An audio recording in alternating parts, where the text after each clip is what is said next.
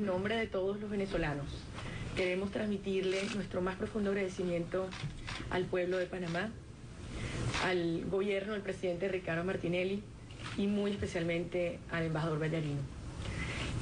Nunca, jamás olvidaremos, señor embajador, el pueblo de Venezuela, lo que ha sido este gesto valiente, firme, noble y solidario del pueblo de Panamá y de su gobierno con el pueblo de Venezuela. Si ha quedado claro algo con la acción de hoy, es que le tienen miedo a que la realidad, a que la verdad de lo que ocurre en Venezuela sea conocido por el mundo entero y en particular por los pueblos de nuestras Américas. Tienen miedo que se conozca la magnitud de la represión brutal que tiene lugar en este momento mientras nosotros estamos hablando en las calles de Venezuela. Y también ha quedado evidenciado que hay como una especie de poder de veto en las decisiones de la OEA de aquel único país que no forma parte de esta organización. Así que ustedes, los miembros de los medios de comunicación, han vivido aquí hoy, han sufrido en carne propia lo que sufren sus colegas venezolanos todos los días cuando tratan de difundir, conocer y difundir la verdad. Yo soy María Corina Machado, yo soy venezolana, madre de 3 hijos, diputada de la Asamblea Nacional. Por oponerme a las prácticas cada vez más totalitarias del régimen venezolano, he sido perseguida y amenazada. Y como ustedes saben, en los últimos días, tan pronto se conoció que vendría aquí a hablar en la Organización de Estados Americanos, se procedió a iniciar un proceso de allanamiento de mi inmunidad parlamentaria y se me está acusando de terrorismo y asesinato. Probablemente se acuerdan además de esas imágenes de ya hace casi un año que fui golpeada en la Asamblea Nacional. Bueno, simplemente les informo que no existe ni investigación ni culpables al día de hoy sobre estos incidentes. De modo que al tratar de impedir que los venezolanos, que la voz del pueblo de Venezuela se conozca, se difunda y se escuche, y no sea solo la versión del régimen la que se divulgue desde la Organización de Estados Americanos, se produce una confesión por parte del propio régimen venezolano en cuanto a la gravedad de lo que ocurre, su culpabilidad, su responsabilidad y, desde luego, su miedo y desesperación ante este enorme movimiento cívico que tiene lugar en Venezuela. Venezuela, como todos sabemos, ha estado atravesando en los últimos años la mayor bonanza petrolera de nuestra historia. Sin embargo, el mundo no entiende cómo, mientras América Latina avanza, Venezuela está sumergida en la peor crisis económica y social de nuestra historia contemporánea. No voy a entrar en detalles de lo que significa una obscena escasez, la inflación más alta del mundo, el caos de la salud, el empleo precario, obviamente índices de violencia de países en guerra, una impunidad superior al 96% en homicidios y desde luego un gobierno corrupto de espalda a los ciudadanos que le han negado el futuro a casi 30 millones de venezolanos. Pero hasta hace 7 semanas el mundo sentía que frente a esta situación los venezolanos habíamos sucumbido en resignación y en miedo. Pero resulta que los estudiantes hicieron un llamado a la población y los venezolanos salimos a la calle. Y ha ido creciendo un movimiento cívico y ciudadano sin precedentes en nuestra historia. Un movimiento cívico y pacífico que es irreversible y que no podrán detener. Hoy en las calles de Venezuela están madres de la mano de estudiantes, obreros, campesinos, jóvenes y ancianos, ricos y pobres, civiles y militares, de la mano, clamando por ya no solo la solución de los problemas más cruciales asociados a la subsistencia, pero que ha adquirido y ha trascendido a la lucha por valores existenciales. Se trata de la dignidad humana, se trata de la soberanía nacional y se trata de la libertad.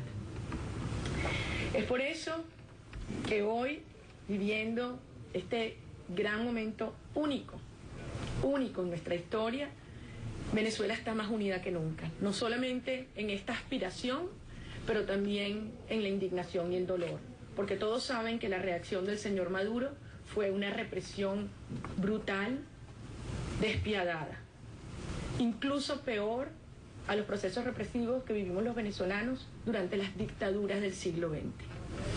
Una represión ordenada desde la silla de Miraflores, en cadena nacional, por televisión, a plena luz del día, utilizando órganos de seguridad del Estado, civiles y militares, y amparándose en un brazo represor, paramilitar, que son los llamados colectivos del terror.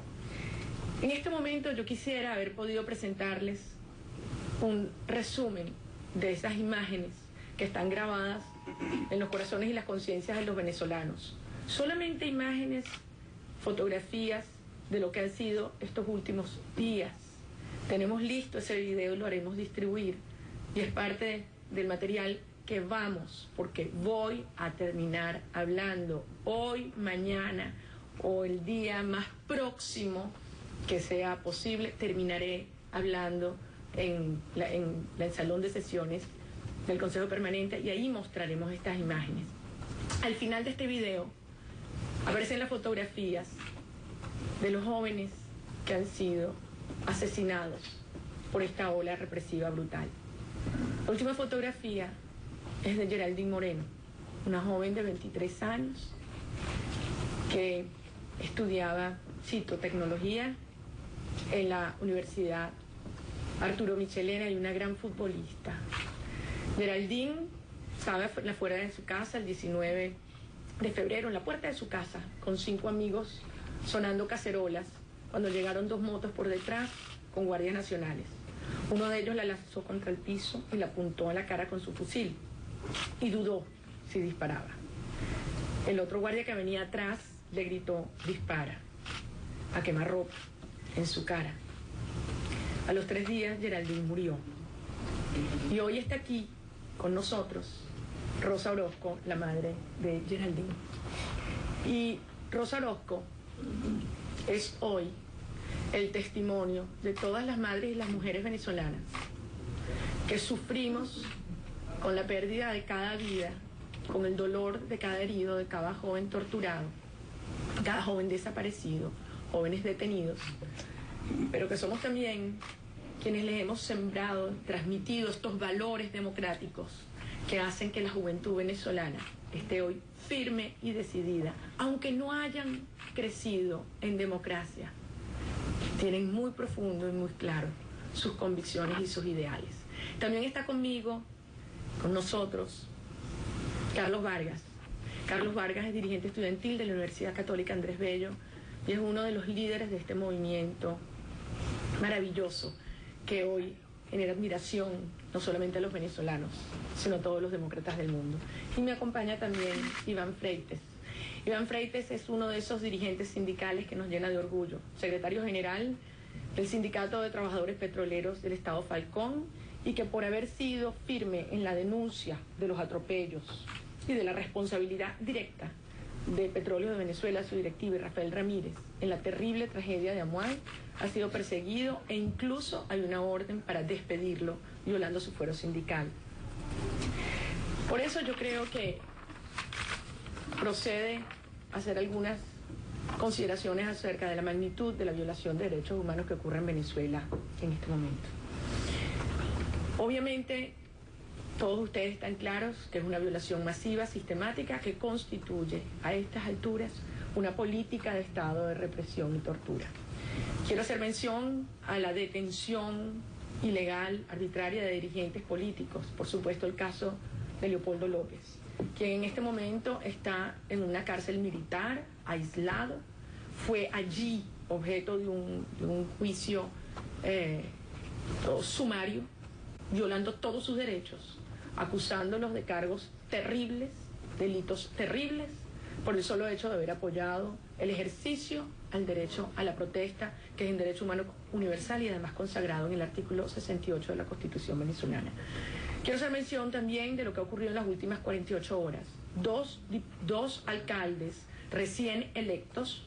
Uno de ellos fue secuestrado sin orden judicial, el alcalde de San Cristóbal, Daniel Ceballos, sin orden judicial y sin identificación de las fuerzas de seguridad que fueron a llevárselo del hotel en que se encontraba por una reunión en Caracas antenoche, y del alcalde Enzo Escarano, que ha sido destituido y condenado a 10 meses de prisión por la Sala Constitucional del Tribunal Supremo de Justicia, que se convirtió y se denominó a sí misma Tribunal Penal. Sin juicio, sin haber tenido juicio y derecho a la defensa, fue destituido y enviado junto con el alcalde Ceballos también a la cárcel militar de Miraflores. Obviamente, estas prácticas están siendo, mientras hablamos, ampliadas y amenazadas muchos otros dirigentes políticos venezolanos. Se está en estos días, y con las detenciones de ayer, superado las 1.700 detenciones, más de 500 heridos en Venezuela, 34 personas asesinadas, y hay hasta este momento 59 denuncias de tortura. Pero yo quiero aquí hacer una mención. Estos jóvenes que han sido torturados y que lo han denunciado, señor embajador, lo han hecho en cuarteles militares o sedes de la policía política, donde se han constituido fiscalías y tribunales. ¿Ustedes se imaginan lo que significa denunciar una tortura en frente de tus agresores? Allí, así, este es el grado de valentía y firmeza que estos jóvenes han tenido. Los niveles de tortura que hemos visto incluyen torturas muy, muy graves. Jóvenes rociados con gasolina, jóvenes que han sido objeto de descargas eléctricas, y hasta un joven que ha denunciado una violación. Juan Manuel Carrasco, por cierto. Entre las prácticas violatorias de derechos humanos, yo quiero hacer especial mención a lo que están haciendo bandas paramilitares en zonas populares de Venezuela. Por ejemplo, un lugar emblemático, el 23 de enero, solo a 2-3 kilómetros de Miraflores. Si ustedes recorren esas calles, se darían cuenta cómo hay algunas viviendas que están siendo marcadas con pinturas. Estas bandas criminales marcan las casas de las familias que han protestado para estigmatizarlas y para ponerlas en riesgo, y desde luego para que no lo vuelvan a hacer. Disparan a los balcones y a las ventanas donde escuchan voces de protesta. Esto está ocurriendo en muchas de nuestras zonas populares. Y obviamente quiero hacer mención a lo que significan saqueos inducidos, promovidos por las propias fuerzas policiales o bajo su tolerancia, y la desaparición forzada de personas. Es conmovedor escuchar testimonios de jóvenes que han sido protegidos en su protesta por vecinos en casas o residencias privadas, y que por la fuerza entra la policía y se los lleva arrastrados, amenazando a las familias que les dieron cobijo. Una breve mención a por qué yo decía que esto es una política de Estado.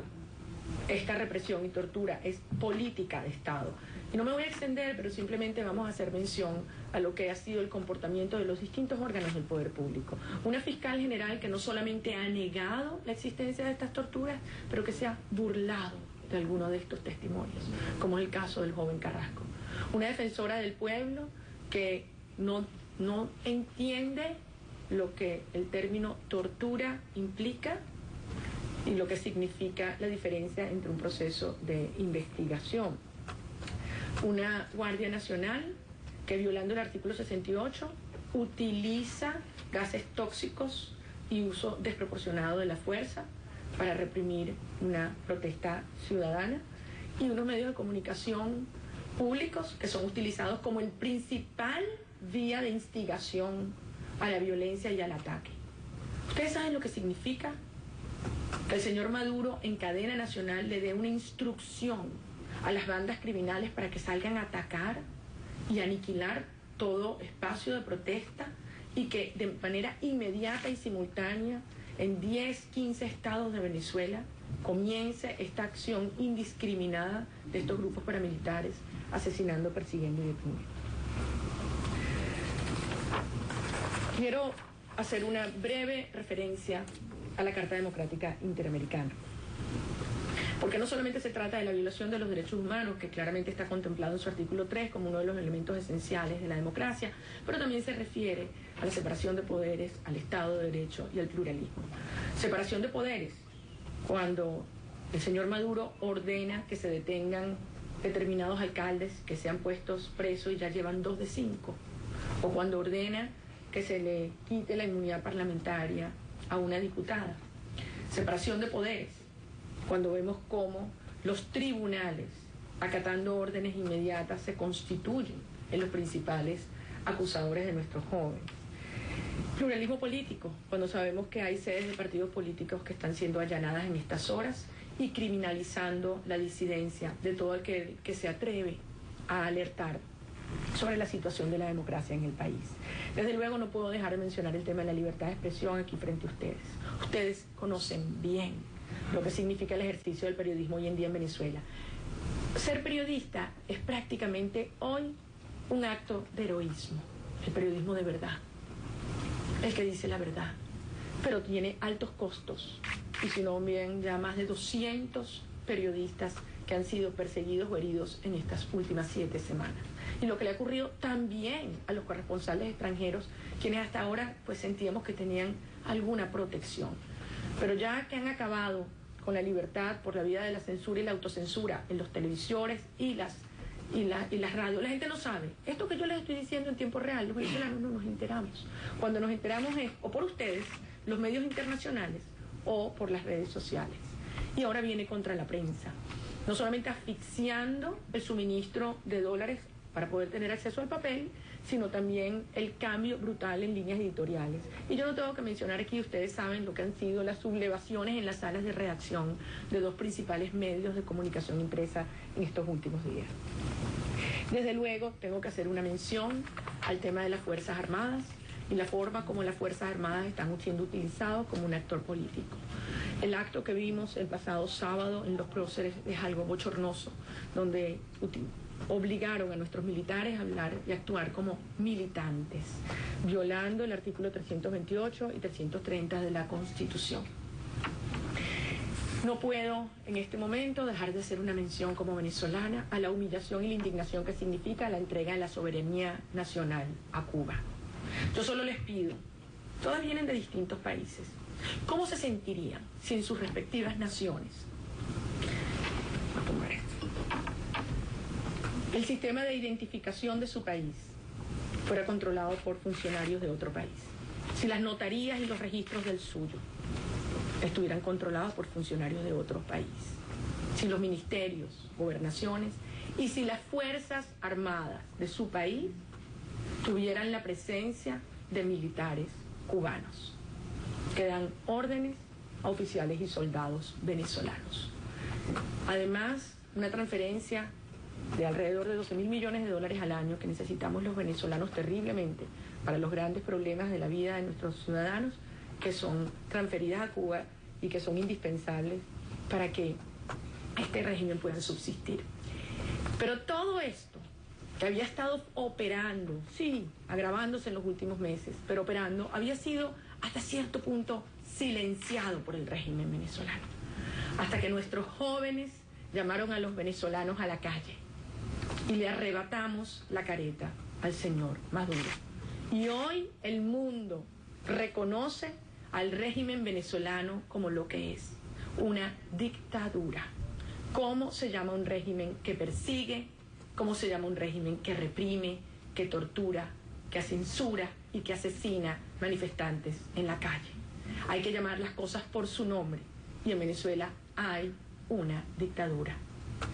Por eso, aunque sabemos que algunos de los gobiernos que estaban allí, los representantes de los gobiernos que estaban allí sentados hoy y con quienes volveré a reunirme esta tarde, gracias a esta generosa y valiente apoyo del gobierno de Panamá, muchos han estado muy cerca de ellos y simpatizando con ellos durante años. Pero aquí, hoy, se ha cruzado una línea roja. Y esto es insostenible. Un gobierno que se dice democrático y que represente a la soberanía popular de una nación que cree y que defiende la democracia, continúe avalando y apoyando a un régimen capaz de arremeter y reprimir con esta brutalidad, esta crueldad al pueblo de Venezuela. Por eso yo también quiero dirigirme a algunos jefes de Estado que sabemos que en su juventud sufrieron en carne propia los rigores y los ataques de dictaduras brutales. A la presidenta Rousseff, que cuando era solo Dilma, fue objeto de tortura en un régimen militar. A la presidenta Bachelet, que cuando decían la Michelle, fue detenida junto a su madre por un régimen militar. A ellas, mujeres, que entiendan y que nos digan si realmente aún esa rebeldía y ese amor de juventud como el que sienten estos jóvenes es capaz de conmoverlas para solidarizarse con estas mujeres. Porque en Venezuela hay millones de Dilmas, de Michelle, de Geraldine, de Génesis, que en este momento están sufriendo el ataque de una dictadura brutal y que necesitamos la solidaridad y el apoyo de los latinoamericanos. Por eso quiero hacer una breve precisión acerca de lo que venimos a plantear hoy y pedirle, y lo haré esta tarde, a este Consejo Permanente de la Organización de Estados Americanos. Cuando la Carta Democrática Interamericana fue firmada por los países de la OEA el 11 de septiembre del 2001, estos países, estos estados, asumieron un compromiso colectivo de defensa de la democracia. A partir de entonces ya la democracia no es una decisión libre de un otro país. Hay la responsabilidad colectiva, común, interamericana de promover y defender la democracia y el derecho de los pueblos a vivir en democracia. Esto es un gran triunfo de las Américas. Hay algunos que apelan a la no injerencia, a los efectos de impedir que hayan denuncias, que hayan mensajes de apoyo y que hayan límites a los excesos de las dictaduras. Bueno, eso es exactamente lo que hicieron las dictaduras del siglo XX, apelar a esa no injerencia para poder continuar reprimiendo y permaneciendo en el poder. La Carta Democrática Interamericana es un instrumento que se invoca para prevenir o corregir la alteración del orden democrático o restaurarlo cuando se interrumpe. En Venezuela se ha alterado dramáticamente el orden democrático. Por eso queremos decir, frente a una actuación en la cual la Comisión Interamericana de Derechos Humanos y todo el sistema de protección ha hecho su trabajo, y toda esta información año tras año se informa, es la hora que los órganos políticos de la OEA hagan el suyo también y cumplan su deber. Nosotros no estamos pidiendo un favor, nosotros estamos exigiendo que cumplan su deber. Y por eso queremos pedir tres cosas concretas, amparados en la Carta Democrática Interamericana. La primera, la aplicación de la Carta Democrática Interamericana y que se convoque una reunión del Consejo Permanente y de cancilleres para conocer a fondo la crisis democrática en Venezuela. Segundo, una resolución de la OEA condenando la existencia de presos políticos, pidiendo el cese de la represión de manera inmediata y, por supuesto, el derecho a la libertad de expresión, a la protesta y a la huelga.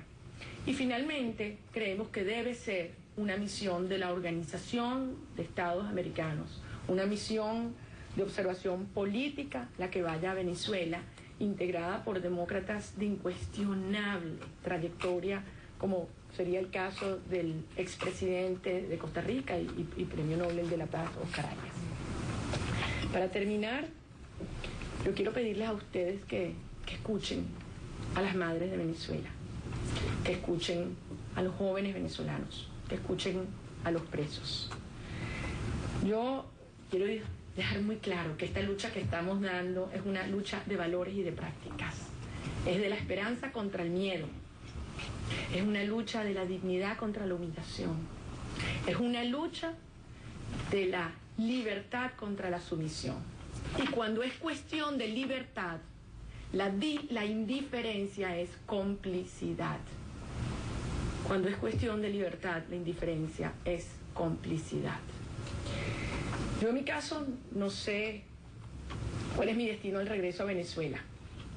Todos ustedes pueden estar al tanto de una información que surgió esta mañana en algunos medios de comunicación por parte de uno de los miembros de la directiva de la Asamblea Nacional Venezolana, donde me advierte o me amenaza, como ustedes quieran, de que tan pronto yo llegue a Venezuela ya la inmunidad parlamentaria ya habrá sido allanada. Esto obviamente es violando la Constitución, ya que como todos ustedes saben yo tengo derecho a un antejuicio de mérito ante la Sala Plena del Tribunal Supremo de Justicia por mi condición de diputada de la Asamblea Nacional. Por lo tanto no sé cuál va a ser mi destino al regresar a Venezuela. Lo que sí sé es cuál es mi tarea.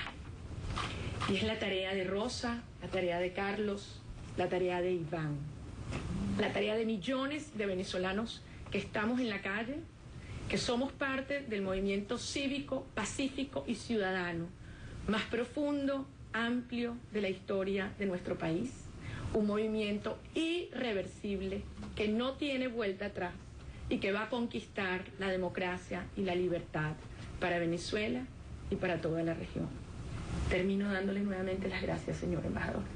Es un honor estar a su lado y transmítale al pueblo de Panamá el agradecimiento eterno de los venezolanos. Vamos a triunfar y vamos a luchar hasta conquistar la democracia y la libertad. Muchísimas gracias. Solicitudes se hacen en otros asuntos, eso no consta en actas y no tiene validez. La verdad es que escuché las dos. Si estas tres solicitudes que usted acaba de hacer la formula en otros asuntos, que es como el periodo, el segmento informal del debate, esas solicitudes no tienen validez. ¿Cuál es el estatus de esa solicitud, aunque las hagan en otros asuntos? En otros asuntos no se toman decisiones. Ajá. Pero sí queda constancia y nosotros... ¿Cómo dice? En otros asuntos no se toman decisiones, pero sí nosotros vamos a pedir que quede constancia en acta de las palabras de la diputada y particularmente de las solicitudes que ella estaría haciendo a la OEA. Tú buscas aquí con esta misión, un diálogo con Maduro o verdaderamente eliminar a Maduro. Nosotros buscamos una transición a la democracia y a la libertad, que es el derecho que tiene el pueblo de Venezuela, que está consagrado en nuestra Constitución y en la Carta Democrática Interamericana. Esta es una organización de estados americanos, no es un club de presidentes. Y yo estoy aquí, además soy parte de uno de los órganos del Estado de Venezuela y estoy hablando en nombre de los venezolanos. Diputada, pero muchas personas y muchos gobiernos han llamado al diálogo entre la oposición y el oficialismo y han propuesto unas mediaciones, entre ellas, por ejemplo, dijo Estados Unidos que Colombia podría ser un mediador. ¿Usted al calificar como de dictadura al gobierno de Maduro está cerrando el camino para un diálogo? Lo que estamos es abriendo un camino a la verdad que nos permita llevar adelante unas reformas políticas que permitan el cambio político para que en Venezuela exista una transición a la democracia. Yo quiero ser muy clara con el tema del diálogo, porque con las palabras fuera de contexto o cambiándole su significado pueden hacer mucho daño. Lo ha ocurrido a lo largo de la historia. Nosotros hemos escuchado muchas veces en estos últimos años una invitación al diálogo. Y además, no es solo el caso de Venezuela, también lo relataba el embajador de Panamá, cuántas veces en el periodo de la dictadura fueron convocados los sectores democráticos a dialogar. ¿Qué ha ocurrido en el pasado? Cuando se ha actuado de buena fe de las fuerzas democráticas, se ha desarticulado los planteamientos de protesta o los movimientos de protesta, se ha buscado legitimar frente a la comunidad internacional al régimen y ganar tiempo para impedir que estos cambios políticos se den. Por eso nosotros, voy a repetir aquí lo que han dicho, los estudiantes, la iglesia, los trabajadores venezolanos y desde luego los sectores políticos de la Unidad Democrática. Queremos un diálogo genuino, cuyo fin sea reformas políticas para lograr la transición a la democracia. No vamos a aceptar un nuevo engaño. Por eso exigimos evidencias de que ese es el objetivo, la transición a la democracia. ¿Qué estamos pidiendo? Señores, en primer lugar, que cese la represión. Ustedes saben lo que está pasando en Venezuela hoy mientras estamos hablando. Mientras estamos hablando, no hace 2 semanas, cuando hubo aquí una discusión, el 6 o el 7. Hoy, anoche, ¿saben lo que ocurrió ayer en la Universidad Central de Venezuela? ¿Saben lo que ocurrió en Rubio, Estado Táchira? ¿Saben lo que está ocurriendo en San Diego? ¿Saben? Entonces nos están diciendo que vayamos a dialogar mientras siguen asesinando a nuestros jóvenes, mientras siguen operando las bandas criminales, mientras siguen persiguiendo a tus colegas periodistas para que esto que yo les estoy diciendo no se sepa. ¿Creen ustedes que entonces hay voluntad de diálogo? ¿Qué pedimos? Que cese la represión, que desarticulen las bandas criminales, que suelten a Leopoldo López, a Iván Simonovic, a los alcaldes. ¿Cómo puede haber diálogo si nos están metiendo presos todos los días a nuestros principales dirigentes? Entonces, si hay esas evidencias, podemos decir que esto es distinto a lo que hemos vivido en el pasado. Pero no vamos a permitir que utilicen estos términos, y yo les quiero pedir a los países y a los gobiernos de América Latina y en particular de UNASUR que no permiten que utilicen estos organismos como un escudo o una herramienta para pretender desarticular la protesta y el movimiento cívico, porque además no lo van a lograr. Carlos, dada la votación que hemos visto hoy, primero para convertir la reunión en privada y luego para sacar el punto de Venezuela de la agenda, y queda usted relegada quizá para ese llamado otros asuntos, ¿qué nos hace pensar que las propuestas que se hagan, cuando se hagan, tomando en cuenta que el pueblo y el gobierno de Panamá nos cede ese espacio, y digo no porque soy venezolano, ¿qué nos hace pensar que una vez que usted haga esas propuestas, esa misma votación no va a bloquear esa denuncia sobre lo que está ocurriendo en Venezuela? Número uno, y al embajador, si es tan amable, ¿qué opinión le merece dentro del concepto internacional el comportamiento de UNASUR? Gracias. ¿Usted primero o yo primero? Bueno, hace 7 semanas era imposible pensar que podría haber habido una reunión del Consejo Permanente para discutir el caso venezolano. Y cuando hubo la aprobación de esa resolución el pasado 7 de marzo, probablemente muchos pensaron que este tema no se volvería a discutir aquí. Y aquí estamos, Carlos. Y primero fueron 3, pero hoy hubo 12 países que no estuvieron a favor de la exclusión de este tema. De modo que yo quiero decirles, los venezolanos sabemos que el trabajo de la recuperación de la democracia y libertad es nuestro, y estamos haciendo nuestra tarea. Pero sabemos que tenemos mucha solidaridad y mucho apoyo. Algunos no se atreven a decirlo todavía, pero yo quiero asegurarles que el pueblo de Venezuela se va a escuchar allí en ese Consejo Permanente. Y va a llegar el día donde tendremos una votación mayoritaria a favor. Y les auguro que ese día no está muy lejos. ¿Se va a quedar? Deja que... No, ya Fernanda le contestó. Sobre la situación de la prensa, sobre la manera como NTN24, me gustaría una valoración suya sobre primero la expulsión de nuestro canal y luego la situación de la prensa en general. Los periódicos están prácticamente detenidos porque no hay papel, no hay divisas para comprarlos. Prácticamente se están cerrando todos los espacios, como usted señalaba, también ha habido acoso contra colegas saliendo de otros medios internacionales. Me gustaría una valoración suya sobre eso, por favor. Yo creo que ustedes conocen, bueno, desde luego, NTN24 lo vivió en carne propia. Preguntémonos por qué, de una manera irreflexiva, arbitraria y automática, el señor Maduro decide un día sacar un medio de comunicación internacional de la pantalla venezolana. Y es la misma explicación de por qué no quieren que nosotros hablemos aquí. Es porque le tienen terror a la verdad. Porque la protesta en Venezuela ha adquirido esta fuerza, amigos, porque cuando a un pueblo se le niegan las vías institucionales, todas, cuando se te prohíbe y no hay ninguna esperanza de que exista justicia, y cuando se te van asfixiando los medios de divulgar tus aspiraciones, tus sueños, tus miedos, ¿qué te queda como pueblo? O sucumbir, o claudicar y aceptar la dominación total, o emerger, insurgir de una forma pacífica, ciudadana, como este gran movimiento social que hoy existe en las calles, porque nos han cerrado todas las demás opciones. Por eso es que este movimiento no lo van a detener. Nosotros no tenemos duda de que estos son instrucciones que vienen desde La Habana, la instrucción de reprimir brutalmente, la cárcel de Leopoldo, la decisión de encarcelarme a mí. Ahora, se equivoca el régimen cubano si cree que con esta represión va a lograr callar y hacer claudicar. Yo lo decía hace 2 días, ahora somos invencibles, porque nos hemos encontrado en la calle, nos hemos reconocido los ciudadanos, nos hemos dado cuenta de la fuerza que tiene un pueblo cuando de una manera pacífica y organizada decide asumir su futuro, defender su futuro. Y por eso es que algunos no pueden entender que Rosa esté aquí. Y ayer le decían algunos colegas de ustedes, ¿por qué no lloras? Y ella decía que no hay tiempo, es momento de luchar. Me lo decía a mí hace 2 semanas en San Cristóbal, la mamá de Jimmy Vargas. Carmen González está al lado mío, una manifestación enorme, no cabía un alma. Y ella decía, no me den el pésame. Con su hijo tenía pocos días de haber sido asesinado. No me den el pésame, no lloren, luchen.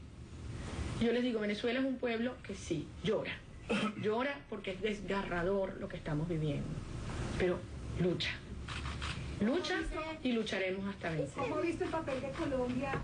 Palabras de la diputada opositora venezolana María Corina Machado, quien se dirige a medios internacionales en Washington, D.C., en las instalaciones de la Organización de Estados Americanos. Algunos de los puntos claves que hizo durante esta participación fue, bueno, número uno, estuvo hablando sobre, dice ella, 1.700 detenciones, 500 heridos y 34 asesinatos en Venezuela en lo que va de las protestas que iniciaron a principios de febrero. También palabras muy duras contra el gobierno de Venezuela. Dice María Corina Machado, hoy el mundo reconoce al régimen venezolano como lo que es una dictadura bajo el poder del régimen cubano. También hablaba a María Corina Machado de un llamamiento que le está haciendo a los diferentes países que componen la América Latina y decía, cuando es cuestión de libertad, la indiferencia es complicidad. Y finalmente, en una pregunta que le hacía a un periodista sobre estos ofrecimientos que ha habido de parte del presidente Nicolás Maduro para iniciar el diálogo, su respuesta es que ella necesita primero ver lo que califica como un diálogo genuino para la transición a la democracia. Esta es la participación de María Corina Machado en la sede de la OEA en Washington. Yo soy Rafael Romo. Vamos a regresar ahora con nuestra programación habitual de CNN en español. Más tarde un informe más completo en nuestro mundo sobre esta visita que le hace la diputada opositora venezolana a Estados Unidos. Nos vemos.